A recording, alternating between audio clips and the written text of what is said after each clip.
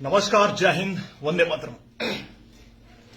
भाई आज 5G के बारे में बहुत सारी अफवाहें फेसबुक पे उड़ रही हैं। 5G ने देश को बर्बाद कर दिया है, विश्व को बर्बाद कर दिया है।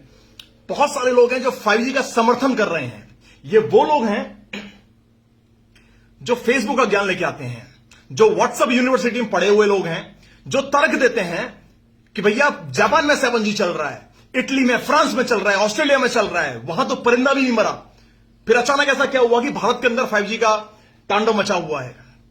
साफ साफ क्लियर कर देना चाहता हूं, बहुत सारी रिसर्च करके आया हूं भाई, आप सब लोगों के लिए बहुत शानदार वीडियो है।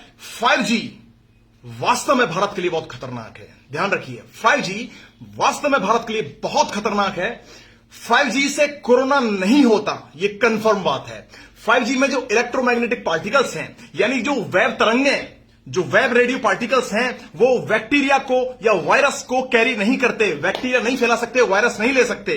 तो यह बात क्लियर है कि कोविड 5G कारण नहीं हो रहा है। लेकिन भाइयों, अगर मैं आपसे कहूं कि 5G के कारण कोविड से भी खतरनाक स्थिति पैदा होगी, तो शायद आप चौंक के हिल जाएंगे। सबूत दूंगा इस बात का मैं, चूंकि यह बात सरकार बाहर लीक नहीं कर रही है, यह बात सरकार आने नहीं देगी, क्योंकि इसको खरीदने वाले देश में दो लोग हैं, आदित्य बिड़ला और मुकेश अंबानी। और ये वो दो लोग हैं जो सरकार को डायरेक्टली फंड करते हैं, जो सरकार को इलेक्शन के लिए कैंपेन करते हैं। पर भैया, जैसा कि मैं न रुकता हूं ना झुकता हूं, मैं इनका पर्दाफाश करूंगा कि 5G इलेक्ट्रोमैग्नेटिक रेडिएशंस, ये रेडिएशंस कितनी खतरनाक हैं ह्यूमन बॉडी के लिए, ये मैं आपको आज साबित करूंगा। तो भैया स्टार्ट करते हैं। 2003 के अंदर 3G आया। ये 3G आया जिसकी फ्रीक्वेंसी बहुत कम थी, मतलब एमबी में नापी जाती थी इसकी फ्रीक्वेंसी। भाई साहब, आपने सुना होगा, अगर नहीं सुना होगा तो जरा गूगल सर्च करके देखिए, Amar Ujala, Dainik Bhaskar, times of India को नहीं, क्योंकि ये वही छापेंगे जो है अमीर ज्यादा छप बनना चाहते हैं। मैंने भी सोचा, मैंने भी अमर उजाला के पढ़े, मैंने भी हिंदुस्तान टाइम्स पढ़ा, सब कुछ पढ़ा, इसमें सब कुछ साफ साफ अच्छा लिखा आ रहा है। फिर मुझे दिमाग आया कि भैया ये तो बिकाऊ मीडिया है, भांड मीडिया है, कल को मैं पैसा दूंगा, मेरे को शक्तिमान बताएगी। फिर मैंने रिसर्च की जनरल्स में, बाहर के जनरल्स में, लंदन की यूनिवर्सिटी के जनरल मैंने पढ़ा, और तब ज्ञात हुआ मेरे को कि जब 3G आया था भाई साहब, तब आपको याद होगा, ये अफवाह फैली थी या सच था पता नहीं, कि जितने भी गिद्ध थे, वल्चर, गिद्ध खत्म हो गया अचानक। क्योंकि गिद्ध का बहुत सेंसिटिव हार्ट होता है, दिल होता है, जो उड़ते हैं, बहुत बड़ा पक्षी होता है। भाई साहब, ये अचानक हमारी संस्कृति से, हमारी धरती से गायब हो गया, क्योंकि 3G रेडिएशन इतना ज्यादा था कि उसने उसके दिल पर डायरेक्ट अटैक किया। उसके बाद 2011 में 4G आया।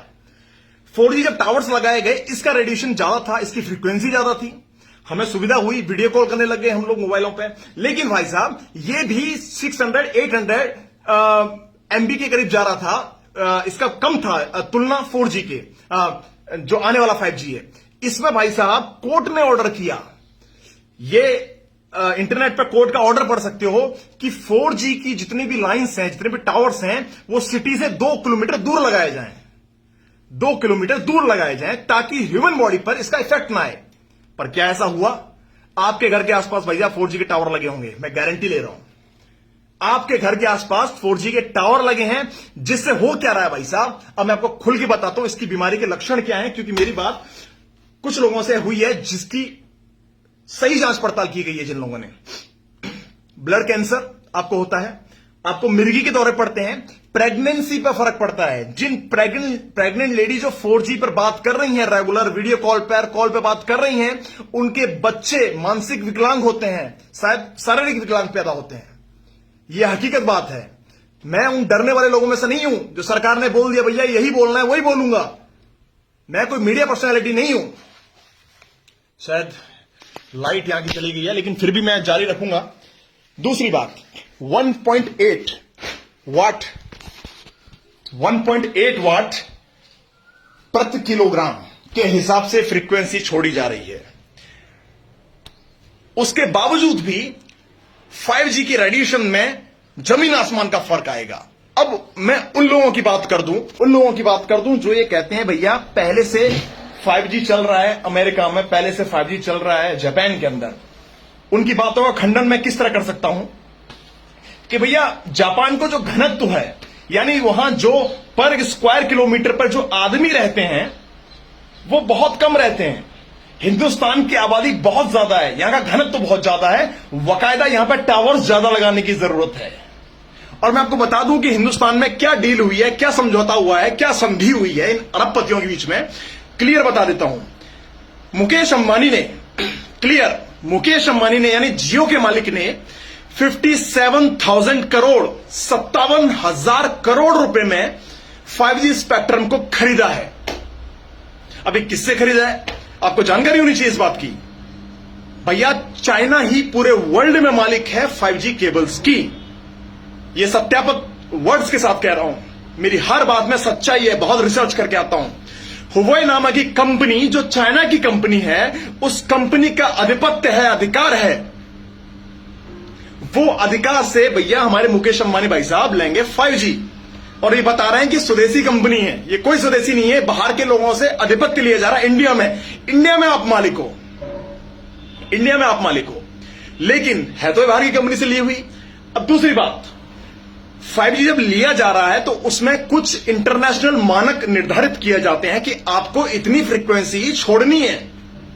पर भाई साहब जितनी फ्रीक्वेंसी छोड़नी है वो है 1.8 वॉट। लेकिन भाई साहब होगा क्या अगर 1.8 वाट ही छोड़नी हुई तो हर आधे किलोमीटर में टावर लगाना पड़ेगा, जिसकी कॉस्टिंग ज्यादा आएगी, ज्यादा पैसा खर्च करना पड़ेगा, जेब से ज्यादा जाएगा। पर भाई साहब जैसा कि आप जानते हैं कि देश में होगा क्या कि सरकार इन मानकों को साइड कर देगी, अरबपति इन मानकों को साइड कर देंगे, अपनी मनमानी से टावर्स लगाए जाएंगे। जहां पर सिस्टम कहता है कि आबादी से इतना दूर टावर लगाइए, इतनी ही फ्रीक्वेंसी छोड़िए ताकि मानव जीवन पर कोई असर ना पड़े, जीव जंतु जीवन पर कोई असर ना पड़े। पर हो यह रहा है, जो टेस्टिंग अभी हो रही है, जैसे मड आइलैंड मुंबई के अंदर टेस्टिंग हुई, अभी टेस्टिंग बिहार जा रही है, दिल्ली के अंदर टेस्टिंग हुई। भाई साहब जी न्यूज उठा के देख सकते हैं, जी न्यूज में अभी आर्टिकल छपा था, बाद में उसको निकाल दिया गया।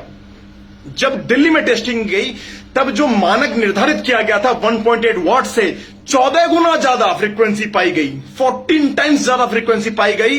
कहां पर? अक्षरधाम ब्रिज के पास। यानी भैया आप खिलवाड़ कर रहे हो, आप खिलवाड़ कर रहे हो, ह्यूमन लाइफ के साथ में खिलवाड़ कर रहे हो आप।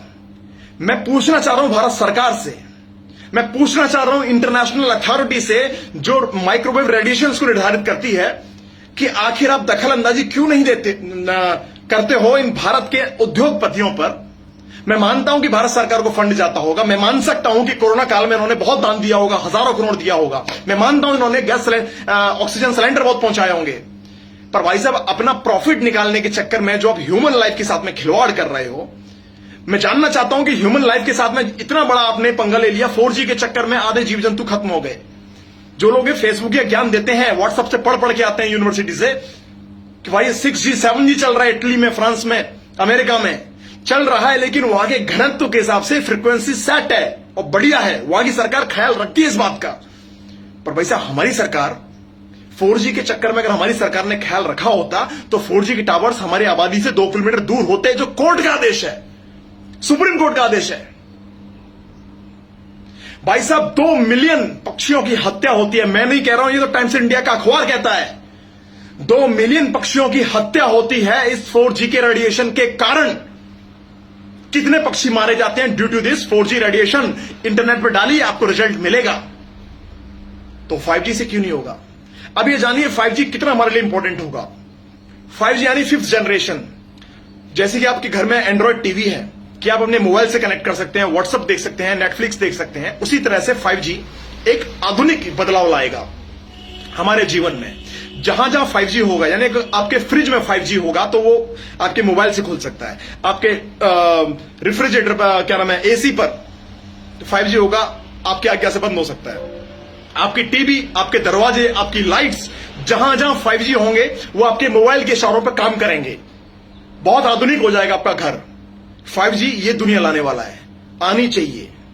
पर भाई साहब एक सवाल मेरे सारे दर्शक, 3000 दर्शक जुड़ चुके हैं, सबसे पूछना चाहता हूं, भाई साहब विज्ञान जितना जितना पैर पसार रही है, याद है ना, आपकी औकात याद दिला दी, आपकी औकात याद दिला दी उसने कि चाहे जितना भी एडवांस बन लो, जितने भी मेडिकल कॉलेज खोल लो, जितनी भी मेडिकल फैसिलिटीज ले लो, पर जब भाई साहब उसकी लाठी चलती है ना, तब ये सब रखी रह जाएंगी। आपकी ऊंची ऊंची इमारतें, ऊंचा ऊंचा आपका वैज्ञानिक जितनी भी तकनीकें हैं, सब रखी रह जाएंगी।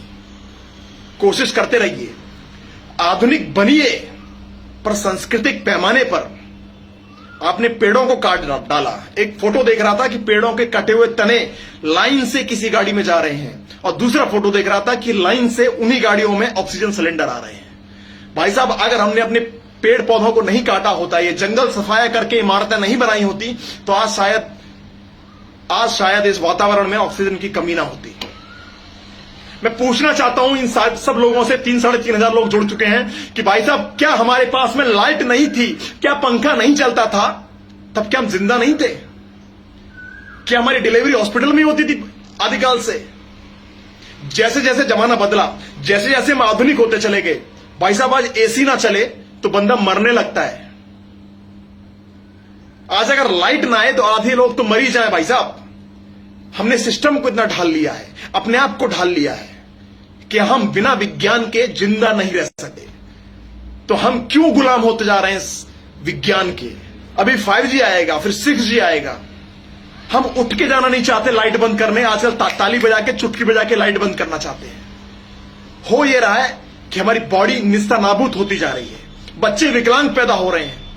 हम उस मिट्टी में खेले बड़े हैं, मिट्टी में कुश्ती लड़के पैदा हुए हैं कि हमारी इम्यूनिटी इतनी स्ट्रांग है कि कुछ हो नहीं पा रहा है। मुझे कोविड हुआ, लेकिन 3 दिन में सही हो रहा हूं मैं, कोई फर्क नहीं हुआ, मैंने कोई दवाई नहीं ली। पर भाई साहब, हो क्या रहा उन लोगों के जो जवान लड़के थोड़ा दूर चलते हैं, थक जाते हैं, बिना एसी गाड़ी के चल नहीं सकते। भाई साहब, अभी भी वक्त है, अपनी संस्कृति से जुड़िए। आधुनिकीकरण पहले के जमाने में ही था, पहले के जमाने में भी आधुनिकीकरण था, पर हमने इसको विज्ञान से जोड़ के बहुत बड़ी गलती कर रहे हैं। भारत की आबादी 150 करोड़ की है, यहां का घनत्व तो बहुत ज्यादा है, यहां के हिसाब से टावर्स बहुत दूरी दूरी पर और बहुत ज्यादा लगेंगे। इसको बॉयकट करेंगे ये टावर्स वाले, इसको बॉयकट करेंगे टावर्स वाले। कैसे? कि यहां पर जो टावर्स लगाए जाएंगे बहुत दूरी पे लगाए जाएंगे, आबादी पे लगाए जाएंगे, ताकि उनको टावर कम लगाने पड़े और उनकी फ्रीक्वेंसी बढ़ाई जाएगी। उनकी फ्रीक्वेंसी बढ़ाई जाएगी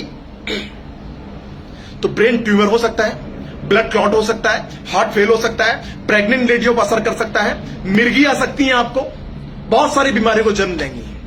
जिस तरह एकाएक गिद्ध खत्म हो गए, जिस तरह 2 मिलियन पक्षियों की हत्या हुई 4G से, उसी तरह 5G इतना बड़ा विनाश का कारण बनेगा भाई साहब कि शायद ह्यूमन की, आदमियों की लाशें नजर आएंगी। कोविड का कारण नहीं है ये 5G, पर इंसानी लाशें बिछाने का कारण अवश्य बनेगा, अगर इसको सही पैमाने पर, इसको सही रेगुलेशन से इसको लागू नहीं किया गया।